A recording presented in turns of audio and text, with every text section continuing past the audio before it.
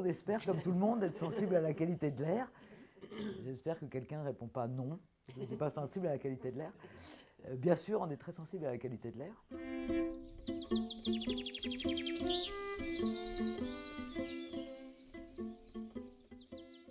Oui.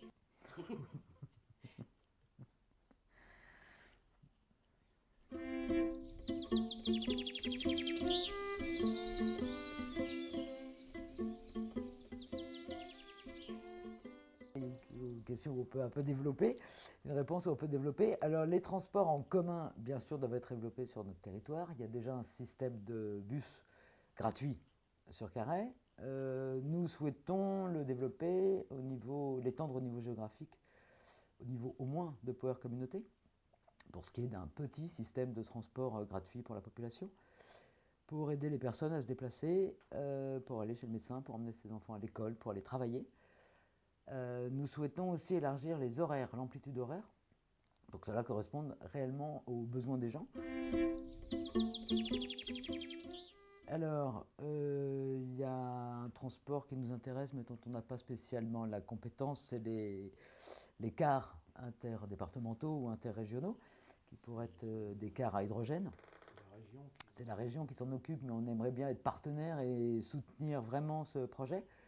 Garder bien évidemment le système ferroviaire. Voilà, la ligne qui résiste, celle de Carhaix et Guingamp, et bien sûr la préserver, pour nous c'est indispensable. D'ailleurs on a très envie de développer la zone géographique de la gare, mais ça on en parlera peut-être plus tard, ou ça a déjà été dit peut-être.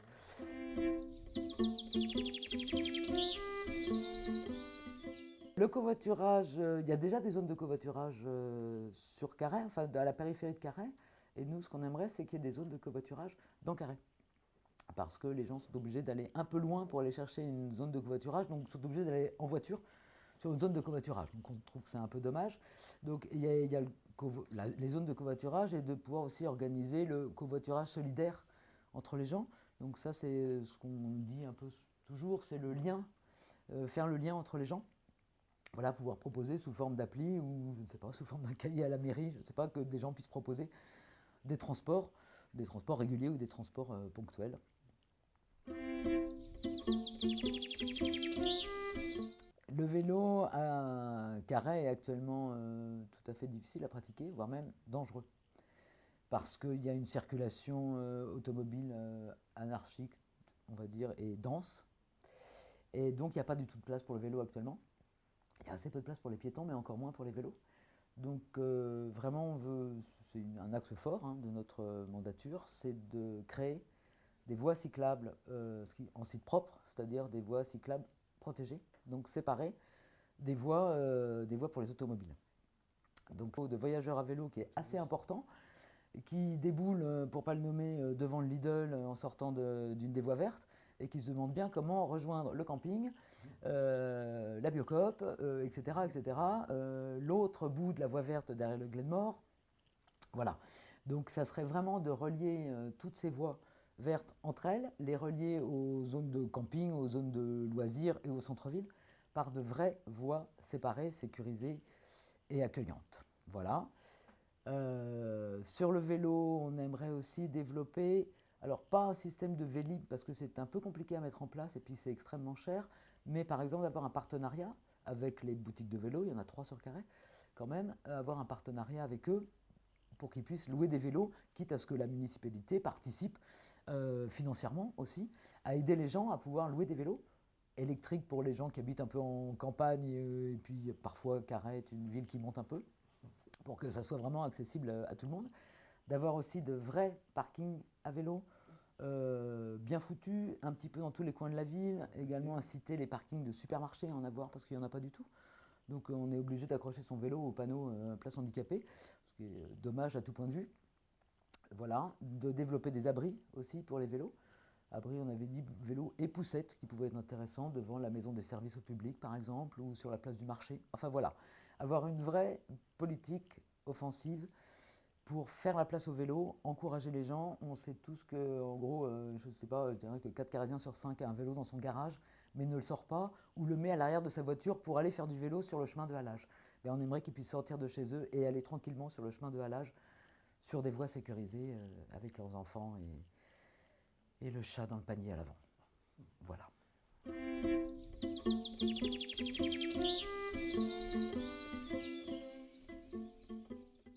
On sait que la circulation automobile est dense à Carhaix, qu'elle n'est pas très facilitée non plus.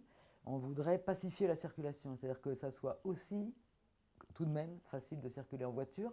Ça veut dire mettre des rues à sens unique, ça veut dire avoir un stationnement intelligent, ça veut dire pacifier la circulation entre les piétons, les vélos et les voitures, et proposer, si on propose un centre-ville attractif avec des zones piétonnes, les gens auront envie de mettre leur voiture dans un coin et de se balader, de déambuler en ville. Du coup, il y aura moins de pollution en ville, moins de voitures.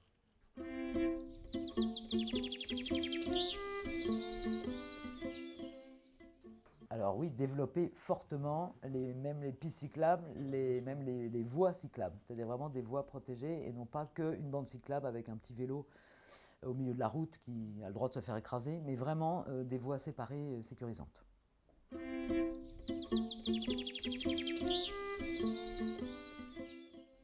Tout à fait. Oui.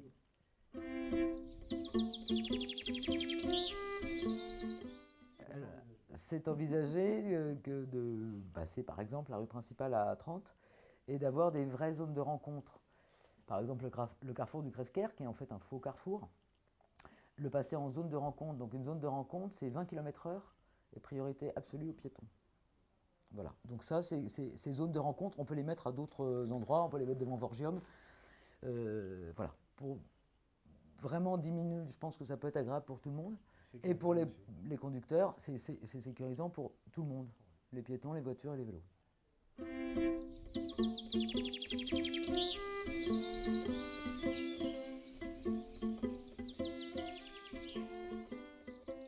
Absolument. Voir réponse précédente.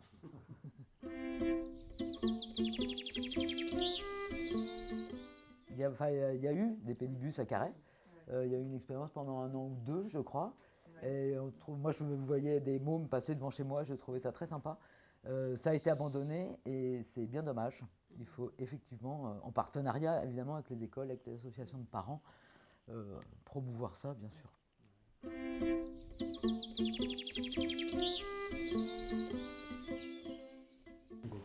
Que nous avons. Il faudrait faire une écurie ou quelque chose comme ça, peut-être sur le champ de foire, mais favoriser. Le déplacement à cheval est assez difficile en ville maintenant, mais il y a un centre équestre où la municipalité amène sa quote-part qui permet des balades, oui, dans la campagne, et c'est assez grand autour de Carhaix, avec les voies vertes et autres, oui. Après, il appartient à chacun de vouloir monter un cheval ou pas. Favoriser l'achat d'un cheval dans son jardin, c'est une boutade, mais la municipalité, non, elle n'a pas vocation à ça. Mais par contre, oui, aider tous ceux qui veulent bien sauver la race chevaline, même le cheval breton, hein, puisque depuis quelques années, il y a des associations qui cherchent à garder cette race. Oui, pourquoi pas.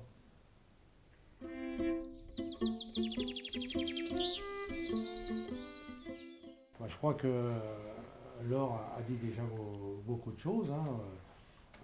Voies vertes, relier les voies vertes, le vélo, sécuriser la circulation en centre-ville, aménager, on l'a dit plus haut dans l'interview, refaire les voiries avec des vrais trottoirs pour que les gens poussettent ou les handicapés. Donc tout ça, c'est un ensemble qui, dans la mandature, pourra peut-être, et on espère, se mettre en place, mais en 5 ans, on ne peut pas tout faire, il faut le dire. Mais on peut aussi vous dire qu'on n'attendra pas la dernière année pour mettre en œuvre tout un tas de chantiers. Si vous voyez ce que je veux dire.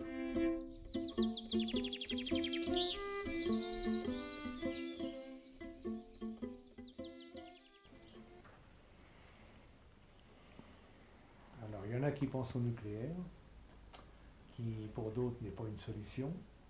Donc la fin du pétrole, oui, il faut y penser. Il faut y penser. Il y a d'autres énergies, comme on l'a dit un peu plus haut dans d'autres questions. Euh, la municipalité peut-elle agir dans le domaine de la fin du pétrole? On écrira à Total en lui disant ça suffit, arrêtez d'exploiter le pétrole en Arabie Saoudite, qui est une dictature. Mais bon, on peut toujours influer minimement, hein, puisque c'est minime hein, notre influence qu'on peut avoir dans ce domaine. Mais on l'a dit tout à l'heure, dans les transports, on fera en sorte qu'il y ait des énergies renouvelables, comme l'hydrogène, oui. On fera une proposition à la région d'avoir des lignes de car à hydrogène, puisque je pense que c'est l'avenir, plus que l'électrique, puisque l'électrique, on sait que les batteries, on n'arrive pas à les recycler, que ça va faire des déchets qu'on ne va pas savoir en faire. Donc oui, dans ce domaine-là, tout ce qu'on pourra faire, et ou dire, ou influer sur la région, le département, il n'y a aucun problème, on agira dans ce sens-là. Moi, je pense qu'à notre troisième mandat, quand on aura des pistes cyclables, des trottoirs qui déchirent tout, un système de transport électrique ou hydrogène, des carrioles à chevaux et tout ça, je pense que Carhaix sera prêt pour la fin du pétrole.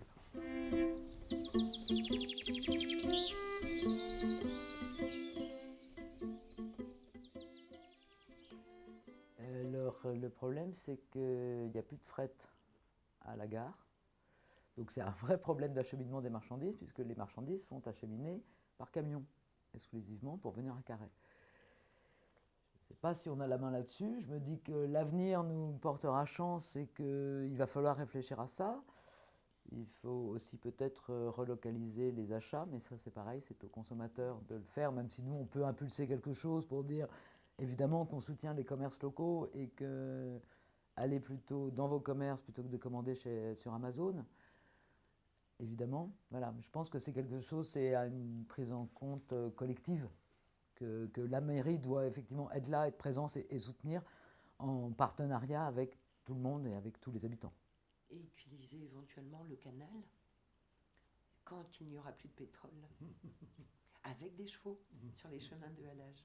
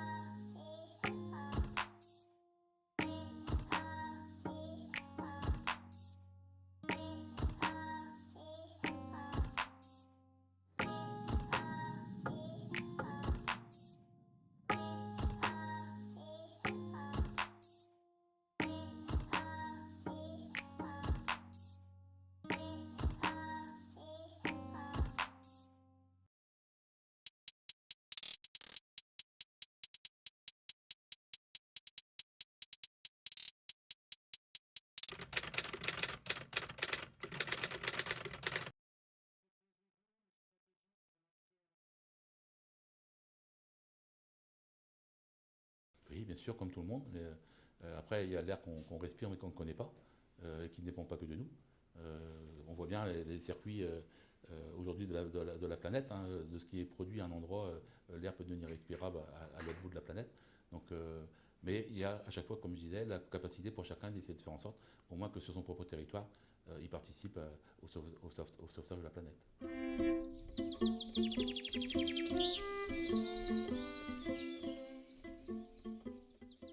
Oui, c'est indispensable. On doit y arriver, je crois, parce que les énergies renouvelables existent. Mais à nouveau, c'est une volonté politique et des moyens qui peuvent nous être donnés. Aujourd'hui, en Centre-Bretagne, on ne peut pas non plus faire fi du besoin des gens d'utiliser des véhicules pour aller au travail, mais aussi parfois avec les difficultés sociales que ça représente de changer de véhicule. Dire à quelqu'un, pour ça je dis qu'il ne faut pas qu'à chaque fois, en plus, l'idée soit la mauvaise conscience donnée aux citoyens, qui lui-même parfois peut être conscient de l'indispensable besoin de changer de son comportement, mais que parce qu'il n'a pas les moyens financiers nécessaires, il roule qu'une voiture qui n'est pas celle qui pollue le moins. Voilà, mais il a besoin d'aller au travail. Voilà. Et ça, c'est quelque chose qui est la responsabilité de l'élu, c'est de trouver des modes de transport alternatifs qui facilitent les choses et qui ne pénalisent pas le citoyen, et qui même en même temps participent justement à l'environnement et à faire en sorte que l'air soit le moins pollué possible.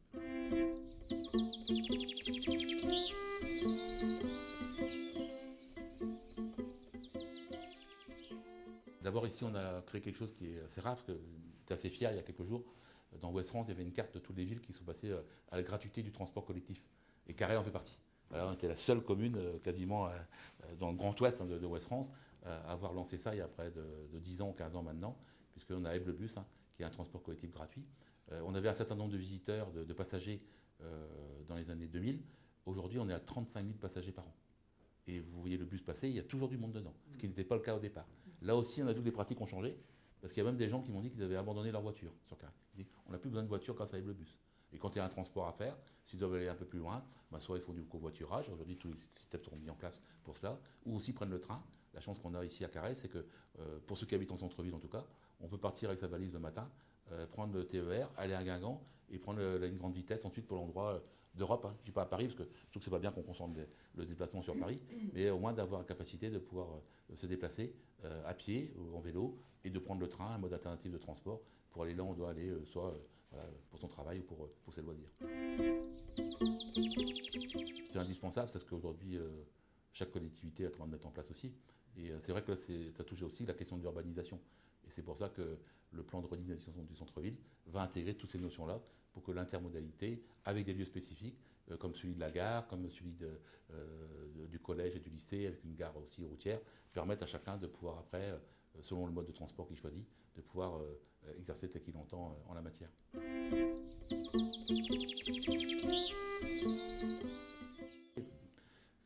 Alors, est-ce que parce que j'ai déjà 53 ans? Je ne sais pas. Mais je suis un peu surpris parfois qu'on en revienne à dire ce qui existait déjà. Alors le covoiturage, pour moi, c'était faire du stop. Voilà, ça existait parfaitement. Et de ma génération, quand on avait 20 ans, quand on avait notre première voiture, on prenait toujours en stop. Alors c'est une façon différente de le faire maintenant. On s'inscrit sur une plateforme pour pouvoir trouver un covoitureur. Alors on doit mettre un peu encore d'énergie dans les data centers pour que les gens puissent le faire. Avant, il suffisait un pouce. Et de ma génération, j'allais dire, dans tous les sens du terme, on ne voyait jamais quelqu'un rester au bord de la route. Voilà. Moi-même, j'ai fait du stop en rentrant de l'école, j'étais à Châteaulin pendant un certain nombre d'années. Je rentrais sur Plévin dans les Côtes d'Armor, il y avait 1 heure de route à peu près. Je ne me rappelle pas d'avoir attendu plus d'1 quart d'heure au bord de la route. Bon, ça c'est vrai que c'est parce que j'ai une bonne tête, non, je plaisante, mais je rigole. Mais je trouve que voilà, il y avait une volonté à l'époque des gens où il y avait un comportement qui faisait que le stop fonctionnait pour tout le monde. Voilà. On revient à un système de stop, mais aujourd'hui organisé par le covoiturage. Bon, c'est ainsi, c'est bien, mais ça existait déjà. Évidemment, on a ici d'ailleurs une politique offensive en la matière, puisque Power Communauté a lancé un dispositif d'aide à l'acquisition de vélos, et qui fonctionne bien. On a déjà une vingtaine, trentaine de personnes qui ont été aidées. Et quand on a une politique générale qui est lisible pour les gens et qui voit qu'on est en train de faire en sorte que l'urbanisation soit adaptée au vélo, à toutes les méthodes douces de déplacement, naturellement, les gens s'intéressent aussi à un autre type de transport. Et la collectivité, si elle accompagne, parvient à changer les comportements sur son territoire.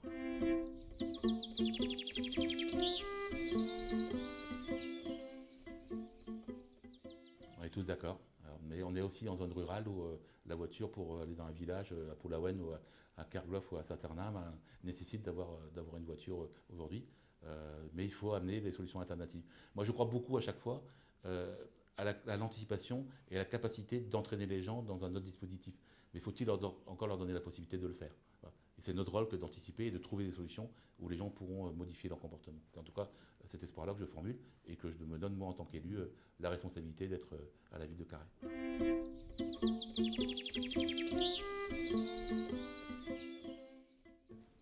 Indispensable, et c'est intégré au projet de redynamisation du centre-ville.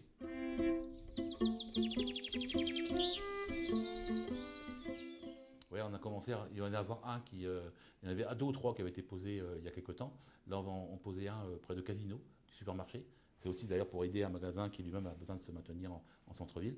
Et surtout pour les visiteurs de passage. Il y a beaucoup de cyclo-randonneurs sur Carhaix désormais à partir du mois d'avril, même une foule, j'allais dire, parce que les voies vertes attirent. Et surtout la voie qui vient du Pays de Galles jusqu'au Pays Basque aujourd'hui, qui traverse la Vélodyssée, qui traverse toute l'Atlantique, amène à ce que des voyageurs aient besoin de poser leur vélo pour aller faire quelques achats et faciliter aussi la consommation sur place pour que les gens consomment ici plutôt qu'ailleurs. et on leur donne la possibilité de garer leur vélo. Donc là, il y a un vrai travail qui est en train d'être réalisé.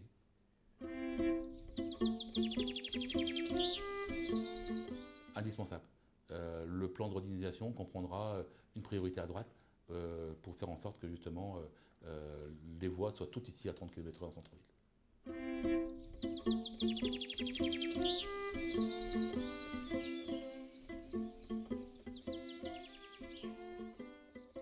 Oui, c'est aussi intégré dans les plateaux qu'on crée, parce que ce sera sensiblement le même modèle du plateau de Vorgium à celui du Cresquer.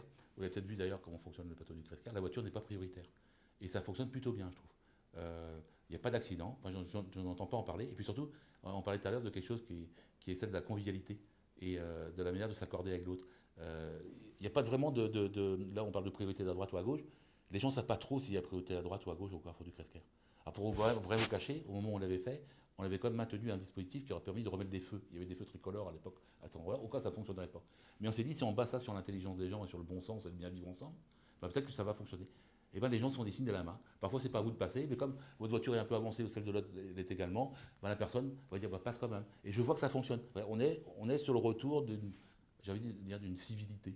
Voilà. Et en même temps, le piéton est prioritaire sur le carrefour du Cresquer. Et donc c'est aux voitures de s'arrêter quand un piéton s'engage à quelque endroit que ce soit du carrefour et du plateau.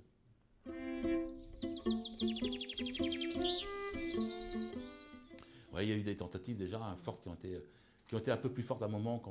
Mais ça vient souvent, comme on disait tout à l'heure, de la volonté des citoyens eux-mêmes qui s'auto-organisent, qui font en sorte qu'ils se prennent un peu leur destin en main et celui de leurs enfants pour que lorsqu'il y a des cheminements vers les écoles, ça se fasse. Mais ça vient aussi si on a des jeunes couples en centre-ville. Et on aura des jeunes couples en centre-ville si les gens peuvent accéder à la propriété ou à un logement locatif et qu'ils vivent en centre-ville pour prendre la main de leur enfant, pour le guider à tel endroit de la cité. Mais il faut aussi que d'abord, on réorganise la ville en interne pour qu'il y ait de plus en plus de jeunes et d'enfants qui vivent en centre-ville de Carhaix.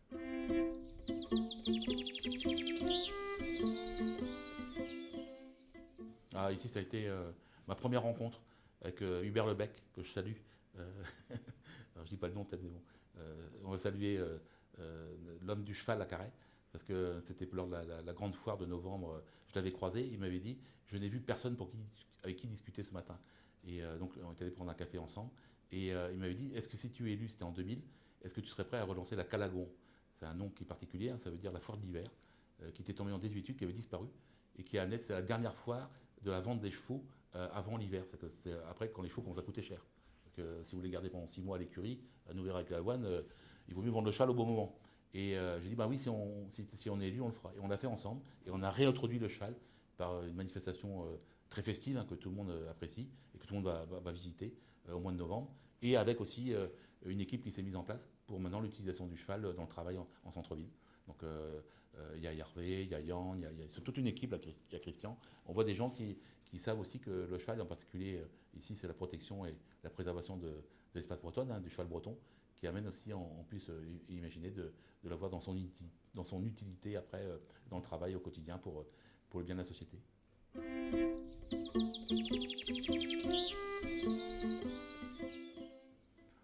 On a toujours des idées. Après, il faut d'abord faire le travail, pourquoi on a été élu, et ça ne manque pas de travail, parce qu'il y a aussi des services à faire vivre. Il y a près de 220 salariés entre la ville de Carhaix et Pouvoir Communauté, donc on doit aussi être attentif à l'ensemble du fonctionnement quotidien d'une organisation publique. Il y a ce qu'on peut entreprendre avec des moyens financiers ou de décisions politiques qu'on essaie de mettre en œuvre, et puis il y a ce qui n'est pas forcément atteignable aujourd'hui, mais qu'on peut aussi espérer demain, et soit par la ville, soit par le département, par la région, ou en s'engageant aussi en politique, ou en étant tout citoyen comme vous le faites aujourd'hui. Mais des idées, on en a besoin, et même si elles ne sont pas toutes mises en pratique, il vaut mieux avoir plusieurs idées dans sa besace, quitte à parfois mettre du temps pour pouvoir les réaliser, que de disposer parfois de programmes politiques très pauvres, où on reste que sur ce qui est une sorte de conservatisme, et qui n'amène aucun résultat, sauf à celui qui serait contraire à ce qu'on espère ensemble, c'est de préserver l'environnement à Carhaix et en Bretagne en particulier.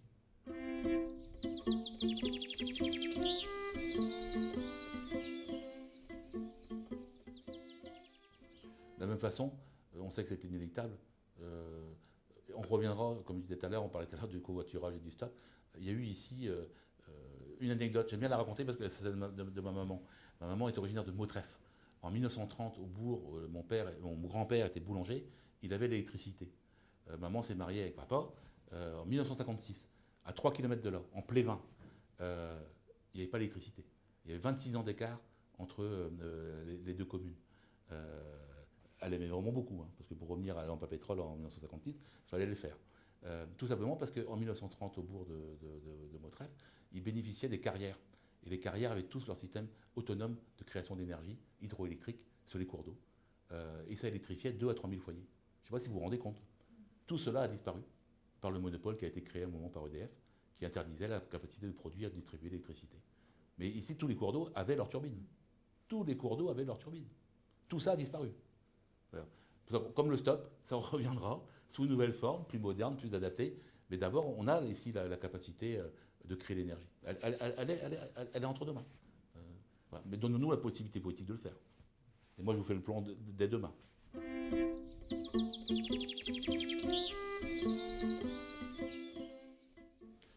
Oui, ben c'est le tout camion. Hein. On le voit bien. On a ici un système alternatif qui est le fret par la gare de Carhaix, mais dont on sait que la politique menée par l'État et la SNCF pendant des dizaines d'années a fait en sorte que toute entreprise se détourne du fret. Par les prix, par les sillons, vous appelez ça, c'est en fin de compte des wagons qui n'arrivent jamais à l'heure, qui parfois se perdaient même. Je ne sais pas si vous avez entendu parler de ça. On perdait des wagons parfois, on ne savait pas où il était passé. Il a été mal dirigé vers une autre gare. S'il venait de Paris, au MeToo, il partait à Laval et il partait sur le sud de la France. Voilà. Parce que ça a été fait en sorte de privilégier le camion pendant toute une période, dans les années 70 à aujourd'hui. Et que le chemin de fer, je vous racontais l'histoire de mes parents, mais il y a encore 50 ans, ma mère vivait à Motreff, elle allait au cinéma à Gourin en train. Voilà, elle descendait par la butte du Cheval, elle allait à la gare de Saint-Ternat et ils allaient au cinéma en train. Le vélo et train. Mais tout ce qui existait a été défait. Le système à voie métrique qui fonctionnait parfaitement en Centre-Bretagne, on était le plus grand réseau métrique de France, hein, ici à Carhaix. Je veux dire, 80 à 90% des gens passaient par le train. Mon oncle me disait que quand ils allaient à Pénaland, en course de chevaux, c'était la grande journée, la première journée où souvent les dames montraient leurs nouvelles toilettes. Et en même temps, les hommes venaient en train, parce que la gare passait juste à côté. Et on sautait du train, parce que le train roulait à 20 km/h. Tout ça aurait pu être maintenu. On en a fait des voies vertes. Est-ce que pour une partie d'entre elles, on ne peut pas les doubler et faire en sorte de maintenir une voie verte et à côté de remettre le train? Moi, je pense que c'est possible. On a connu des pays, des territoires qui l'ont fait. Mais pour ça, il faut beaucoup de sous. Et puis, il faut une volonté politique. Et ça, c'est la région qui doit nous l'aider. Mais je pense que là, il y a un vrai projet à nouveau. Et on verra tout de suite le nombre de voitures diminuer, les coûts diminuer, les gens trouver des modes de transport alternatifs et se remettre à du vélo, à se remettre à du train, à ce qui sera tout simplement l'avenir demain.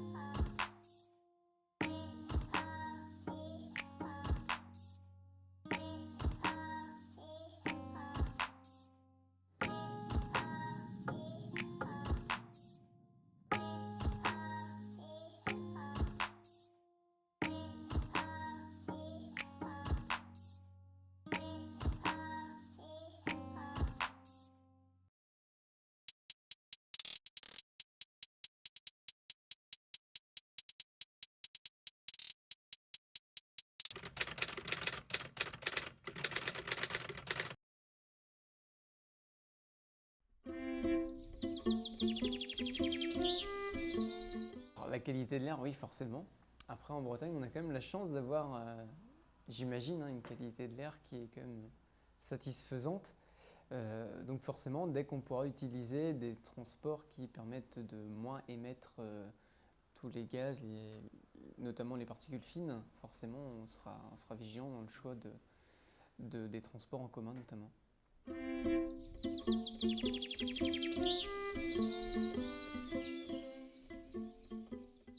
Je pense que c'est le bon sens qui va l'emporter là-dessus. Et effectivement, quand on voit un petit peu tout ce qui peut se passer, notamment sur le cours du pétrole, on est complètement dépendant de ça. Donc si on veut aussi améliorer un petit peu nos ressources en France, il va falloir qu'on sorte un petit peu du tout carbone et forcément essayer d'avoir des énergies qui soient plus propres, J'ai quand même des doutes sur l'énergie électrique, parce qu'on sait comment elle est produite. Donc voilà, il faut qu'on aille vers des solutions qui soient beaucoup plus respectueuses. Et je pense que souvent, on peut aussi favoriser un peu le vélo. J'habite à 2 km du centre-ville. Souvent, j'ai en vélo. Ça ne me prend pas beaucoup plus de temps.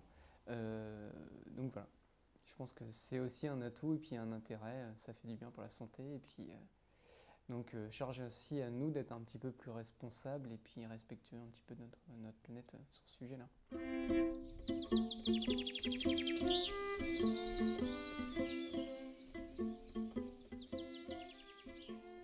C'est vrai que sur notre territoire, généralement, toutes les familles ont 1 à 2 voitures. Donc forcément, dès qu'on doit se déplacer, on veut se déplacer rapidement sur le territoire, on va prendre notre voiture. Donc c'est vrai que les transports en commun sont peu utilisés. Par contre, on a un atout formidable à Carhaix, c'est la ligne Carhaix-Guingamp. Alors tout le monde rigole un petit peu avec cette ligne Carhaix-Guingamp qui paraît un peu désuet, etc. Sauf que pour moi, elle présente un intérêt énorme sur l'ouverture vers Rennes, Paris et puis sur l'Europe. Donc aujourd'hui, je porte avec un créateur de start-up, une start-up qui est déjà bien développée. On travaille sur un projet de train autonome, de train taxi. Et notre souhait, c'est, si les Carhésiennes et Carhésiens nous font confiance, c'est de pouvoir implanter cette start-up à Carhaix. C'est une start-up qui va créer probablement une 50aine d'emplois. Et c'est des emplois plutôt très qualifiés. Aujourd'hui, la start-up, l'objectif, c'est de créer des trains taxis. Donc c'est du train à la demande. Donc ça paraît un peu surprenant, mais c'est le train du futur.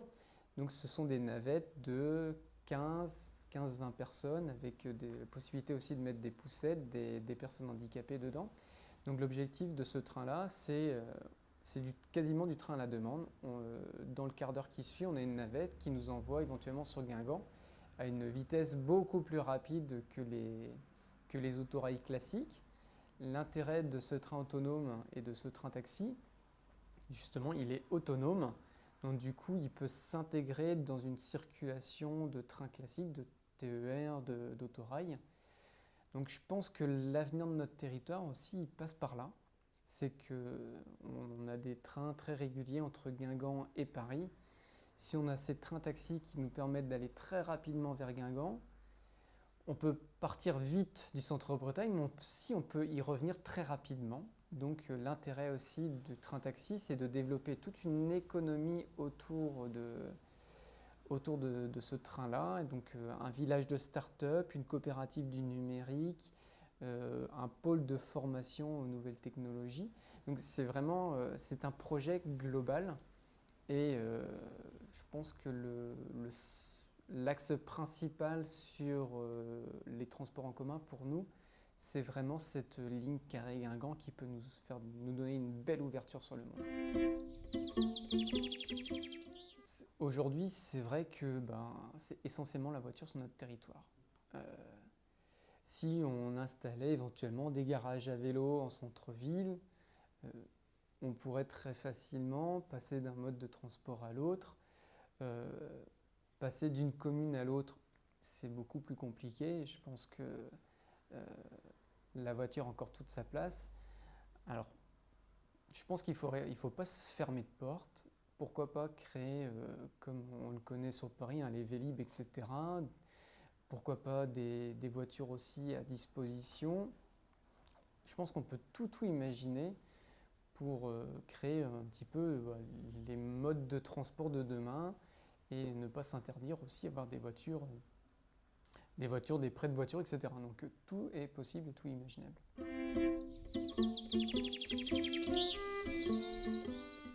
Alors, on sait que beaucoup de Carhésiennes et de Carhésiens ou d'habitants du territoire travaillent sur les grandes villes bretonnes, que ce soit Châteaulin, Quimper, Brest, même Lorient ou Saint-Brieuc.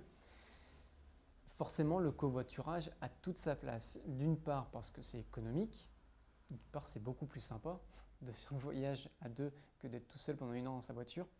Donc je pense que le covoiturage, il faut qu'on soit capable de l'encourager, pourquoi pas de créer notre Blablacar local, pourquoi pas, de mettre en relation les Carésiennes et les Carésiens, et puis plus largement les habitants du Poher, pour qu'ils puissent covoiturer plus facilement vers les grandes villes bretonnes.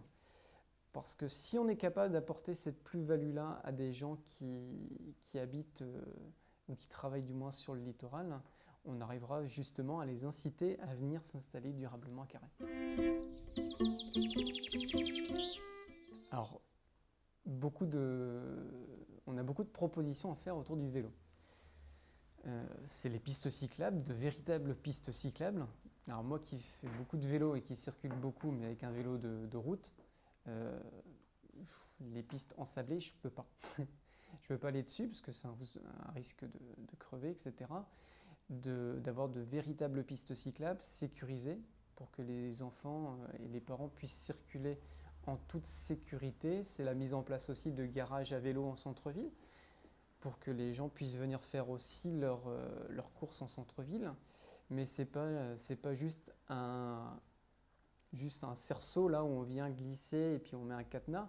C'est plutôt des véritables petits garages à vélo en tôle, dans lequel on vient mettre son vélo, éventuellement avec ses cabas et les courses qu'on a fait dedans, avec une clé et une porte qui se ferme, pour que les gens puissent faire leurs courses en centre-ville en toute sécurité, sérénité, en sachant que leurs affaires sont à couvert et sont garanties par justement un petit garage clos. C'est pas très grand, ça fait 1 mètre, 1 mètre 50, 1 mètre 20 de haut, il y a moins d'1 mètre de large et puis 2 mètres de profondeur. Il suffit de prendre la clé, quand on va faire ses courses, on revient, la clé reste accrochée à la porte et puis on récupère son vélo. Donc voilà, c'est autant de petites choses qu'on peut mettre en place justement pour favoriser aussi l'usage du vélo en centre-ville.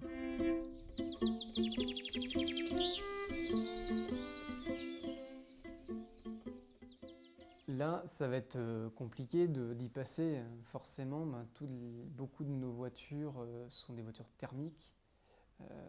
Donc forcément, ça sera compliqué de faire comme à Londres notamment, de faire un péage quasiment intramuros pour empêcher les voitures les plus polluantes de pénétrer ou de mettre une pastille sur les voitures. Donc je pense que ça serait très très compliqué de brider un petit peu l'accès des voitures thermiques en centre-ville en tout cas.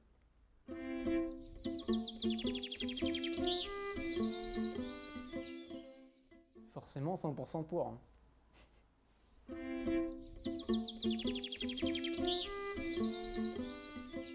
Exactement, voilà, c'est ce que je venais de dire, oui. Très très important. Et puis ouais, c'est un vecteur de développement d'un moyen de transport alternatif. Ouais. Je pense que ça serait pas forcément une mauvaise chose. Parce que déjà, difficile de circuler à plus de 30 km/h en centre-ville. Donc pourquoi pas l'étendre et le mettre, que ça soit clairement défini. Parce qu'il y a quand même un stationnement bilatéral, il y a des passages pour piétons assez réguliers. Donc 30 km/h, je pense que c'est déjà la vitesse pratiquée par beaucoup de véhicules en centre-ville.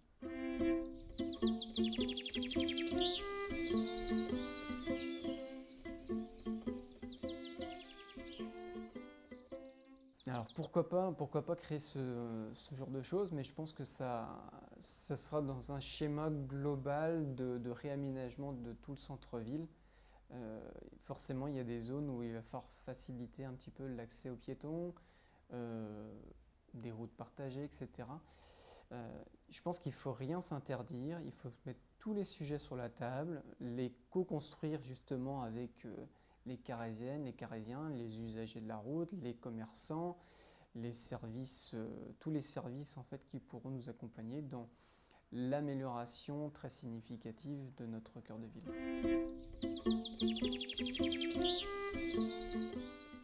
Ça peut être une très belle alternative. C'est vrai qu'aujourd'hui, on voit beaucoup de parents qui vont emmener leurs enfants à l'école à pied. Donc pourquoi pas justement l'optimiser et qu'ils soient accompagnés dans cette démarche-là. Pourquoi pas.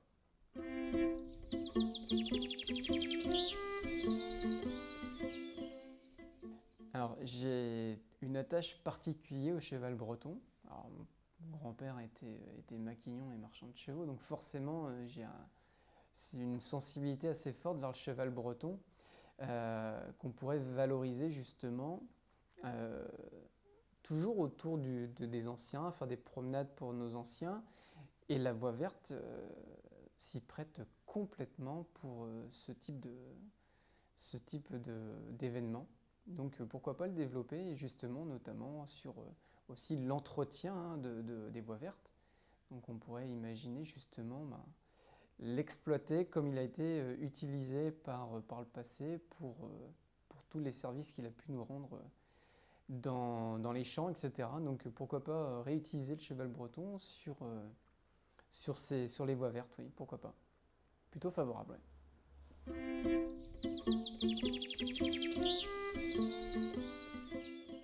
Alors je pense qu'on a à peu près fait le tour, mais voilà. Ce que je veux répéter, c'est que il faut rien s'interdire, il faut tout étudier, et puis il n'y a pas de mauvaise idée, au contraire, tout est bon à prendre.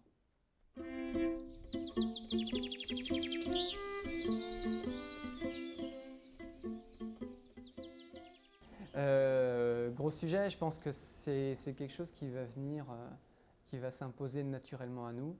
Là, c'est plutôt notre intelligence collective, nos industriels, notre capacité à innover, à créer, qui va apporter les solutions de demain sur la sortie du pétrole. Ouais.